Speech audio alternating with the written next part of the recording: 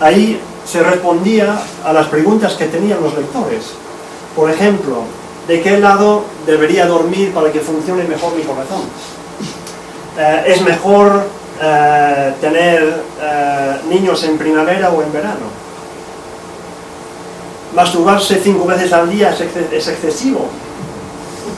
Preguntas que a nosotros ahora nos pueden parecer tal vez un poco sencillistas, un poco ingenuas, pero muestra la labor cultural de una revista de este tipo. Muestra que la persona tenía confianza en escribir anónimamente, para escribir una revista para que se contestara francamente y con respeto a las preguntas honestas que las personas tenían.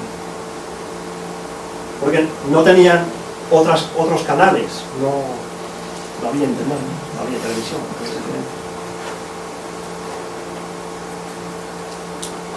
La prostitución, que tal vez ese tema, ya que me estoy alargando un poco, lo podemos dejar hasta el final, pero es interesante el proyecto de Mujeres Libres. En la guerra intentan crear los llamados liberatorios de la prostitución, y estos liberatorios, aquí tenemos el cartel, la idea era abolir la prostitución, traer a las prostitutas a estos centros para, y uso el lenguaje del tiempo, reeducarles y crear trabajos para ellas más, entre comillas, dignas.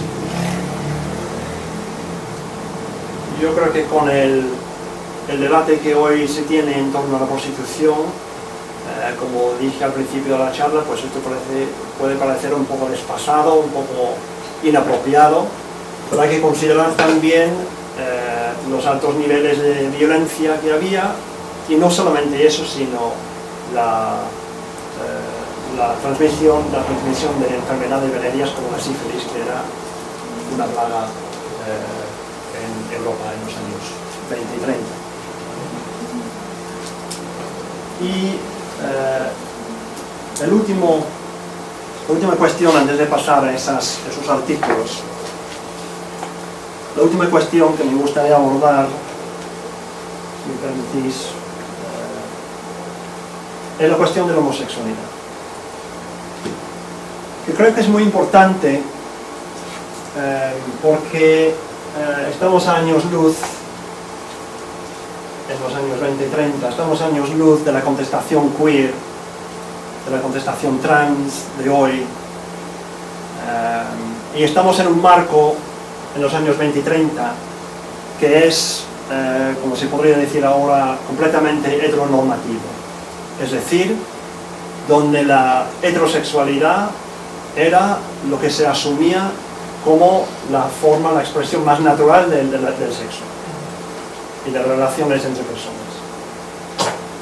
De hecho, todo lo anterior que he estado explorando era visado hacia las parejas heterosexuales, aunque no se entendían esos términos en estos tiempos. La palabra heterosexualidad se inventó muy tarde, en el 19, incluso después de la palabra homosexualidad, pero no se usaba realmente porque las personas asumían que todo el mundo era heterosexual. Los que no lo eran tendrían una especie de desviación psíquica, o desde la inversión sexual, un hombre homosexual realmente era mujer, o la mujer lesbiana realmente era un hombre, porque no se entendía que era posible una atracción limpia entre las personas del mismo sexo. Y esto está relacionado con el tema de la masculinidad obrera, de la fuerza, de imágenes como estas, aunque para mí es completamente homoerótico, pero eso a ojos ajenos no puede parecerlo, pero la masculinidad era representada como algo fuerte y no afeminado. el habitus que ha dicho Bourdieu, el medio obrero era de salud y fuerza, y esa salud y fuerza se entendía como una heterosexualidad limpia y fuerte. Y Martí Ibáñez, en este artículo, considera el tema de la homosexualidad y entiende que la homosexualidad tiene dos causas. Y ahora mucha gente ya no habla de las causas de la homosexualidad, no importa qué causas puede tener, qué causas tiene la heterosexualidad, no sabe. Pero en estos tiempos se estaba fijado completamente en explicar la desviación sexual, siendo la masturbación o el sadomasoquismo o la homosexualidad o la violencia sexual contra mujeres, por ejemplo. Y Martí Ibáñez argumentaba que había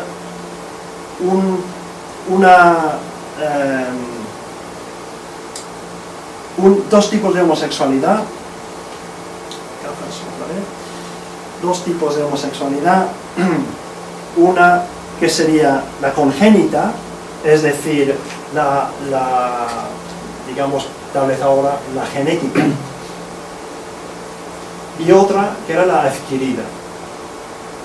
Con la congénita había poco que hacer, decía él. Con la adquirida, pues mediante un ambiente saneador, mediante una educación sexual recta, mediante la promoción del amor entre hombre y mujer, se podía corregir.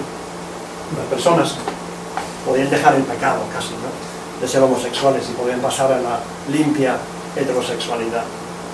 Pero sobre los congénitos no había mucho que hacer, pero era importante, decía Martí Ibáñez, siguiendo los consejos del alemán Hirschfeld, cuyo instituto de ciencias sexuales fue quemado por los nazis.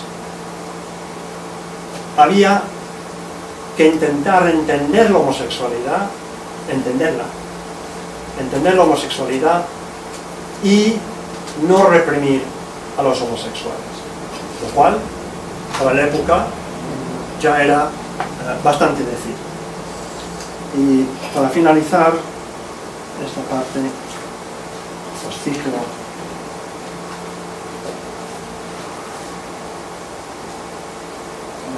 realmente es un fastidio, pero vamos. Sí, la primera de los homosexuales sería en este sentido, Martí Ibáñez termina su artículo expresando el deseo de aliviar la pena de las personas, y cito, que sustentan una sexualidad desviada, luchando por conseguir dos grandes realizaciones. La primera de estas sería para que los invertidos congénitos, que sufren el dolor de su anormalidad, alcancen ese derecho a la libertad sexual por el que batalló Hirschfeld en Alemania, y que se vino al suelo cuando las huestes de la Apollinio Führer plantaron la espada de su barbarie sobre la bandera de la ciencia. Pues había un gran amor a la ciencia. La segunda de estas grandes realizaciones sería la otra cara de esta libertad sexual: la emancipación de los seres humanos de las taras sexuales y desvíos del instinto dentro del programa de eugenesia y moral sexual preconizada por Martí Ibáñez. Reafirmando la heterosexualidad mediante una educación sexual adecuada de las nuevas generaciones, se llegaría a eliminar la desviación homosexual. Y esta es la parte mejor, logrando que cada hombre no tenga en su pensamiento más imagen amorosa que la de una dulce y abnegada mujer. Y yo creo que solo en esas palabras vemos, yo creo que la fuerte oferta del movimiento libertario: ciencia, sexualidad, progreso. Pero también vemos las limitaciones del propio discurso libertario en torno a la sexualidad. ¿Por qué amor libre para los heterosexuales y no para los homosexuales? ¿Por qué un discurso contra la masturbación, pero un discurso a favor del amor libre? Y entonces, más o menos es lo que quería decir, pero también quería compartir, yo creo que voy a poner, aquí tenemos estudios, y aquí la carta de agosto de 35, yo creo que es aquí, espero, la carta de Buenos Aires.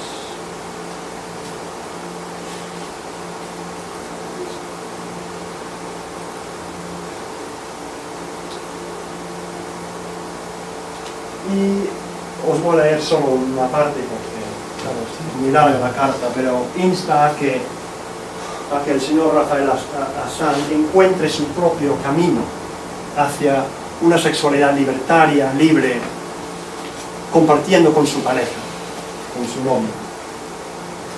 Muchas gracias, desconocido amigo, por su alentadora misiva. También el lenguaje es muy interesante, muy objetivo. Su carta, blanca mariposa que llega a mí, cruzando unas leguas del océano, tiene un alto valor simbólico. Es la voz lejana de un amigo de la joven Sudamérica que vibra henchida de las mismas preocupaciones que afligen la juventud de la vieja España. A usted le agradó mi carta a una muchacha española, la carta anterior, y ahora me sugiere que aborde el mismo problema para la juventud masculina que aún no lo tengo resuelto. Y siguen una serie de consejos acerca de cómo se debería portar. Dice que no hay que exigir nada más a la mujer que el hombre propio él mismo soportaría. Hay un trato completamente igualitario entre hombre y mujer. Y como veis, la carta es larga. Y finaliza, y aquí voy a finalizar yo también. Estos eran, abuela pluma, amigo de Buenos Aires, los consejos que a demanda suya deseaba dar a los jóvenes. Aunque la brújula, mi persona, sea humilde, como lo es en este caso, puede señalar un rumbo definido. Allá van, en vuelo a Buenos Aires, bandada de palomas, estos consejos inspirados en un leal sentimiento de fraternidad a todos esos jóvenes proletarios españoles y sudamericanos que han de forjar un nuevo mundo sobre bases de humanidad y de justicia. Y son palabras emotivas y me emocionan, porque conocí a Martí Ibáñez cuando era bastante más joven y quería compartir con vosotros esta noche el decano, las palabras del decano del anarquismo. Muchas gracias.